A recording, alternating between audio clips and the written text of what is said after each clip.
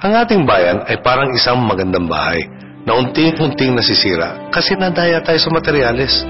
Nakurakot ang pondo. Ganyan din ang epekto ng korupsyon. Dumadami ang mahirap, marami ang naapi dahil sa korupsyon. Dati na tayong masipag, dati na tayong matyaga, pero lagi tayong dinadaya. Korupsyon ang problema, kahirapan ang resulta. Di pa tapos ang laban, ipagpapatuloy ko. Ang ating bayan ay parang isang magandang bahay na unting-unting nasisira kasi nadaya tayo sa materyales. Nakurakot ang pondo. Ganyan din ang epekto ng korupsyon. Dumadami ang mahirap, marami ang naapi dahil sa korupsyon. Dati na tayong masipag, dati na tayong matyaga, pero lagi tayong dinadaya. Korupsyon ang problema, kahirapan ang resulta. Di pa tapos ang laban, ipagpapatuloy ko.